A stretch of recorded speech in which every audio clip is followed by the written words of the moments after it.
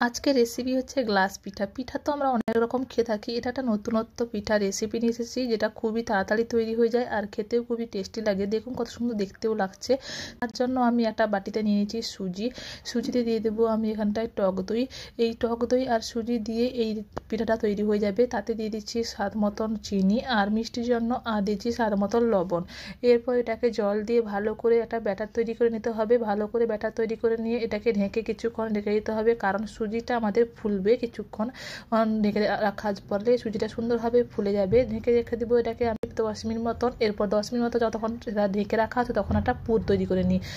পুরের জন্য এখানটায় দিচ্ছি কোরানো নারকেল আর দিয়েছি গুড়। এখন সব চারিদিকে শীতের জন্য গুড় পাওয়া যায়, পাটালি গুড়, নলেন গুড় সবই পাওয়া যায়। এই আপনারা অবশ্যই পাটালি বা নলেন গুড়টা দিবেন। পাটালি গুড় দিলেও হয় আর নলেন গুড় দিলে হয়। অবশ্যই খেজুর রসের গুড়টা দিবেন।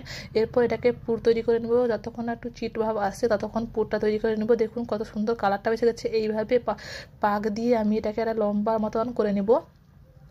এরপর দেখুন ঢাকনা খুলে দেখবো ব্যাটারটা কীভাবে তৈরি হয়েছে। সুন্দরভাবে সুজিটা ফুলে গেছে। এরপর জল মিশিয়ে আরও ভালো করে একটা স্মুথ ব্যাটার তৈরি করে নেব। বেশি পাতলা করব না, পাতলা করলে ফুলবে না ভালো। তাই আমি ব্যাটারটা তৈরি করে নেওয়ার পর একটা গ্লাসে তেল মাখিয়ে নিয়েছি। তেল মাখিয়ে ব্যাটারটা দিয়ে দেবো।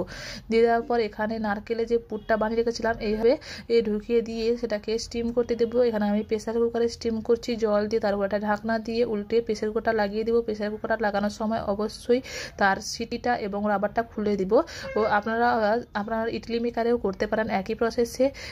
আমি ভালো করে সিদ্ধ করে নিয়েছি পিঠাটাকে ভালো করে সিদ্ধ করে নেওয়ার পর এইভাবে হাতের সাহায্যে একটু দিয়ে পিঠাটাকে বের করে নেব। দেখুন সুন্দরভাবে বেরিয়ে চলে এসেছে আমাদের পিঠাটা, সুন্দরভাবে ফুলেছেও পিঠাটা। আমি আপনাদেরকে কেটে দেখে দিচ্ছি কত সুন্দর দেখতেও হয়েছে আর ভালোভাবে পিঠাটা তৈরিও হয়ে গেছে। খেতে খুবই টেস্টি লাগে আর খুবই চটজলদি এইভাবে বানানো হয়ে যায়। দেখুন কাটতে পিঠাটা আরও বেশি সুন্দর লাগছে দেখতে। আমি সবগুলো কেটে নিয়েছি এইভাবে। আপনারা যদি বানাতে চান এইভাবে বানিয়ে নেবেন আর পিঠাটা খুবই টেস্টি লাগে। ভিডিওটা ভালো লাগলে লাইক শেয়ার করে দেবেন। Thank you.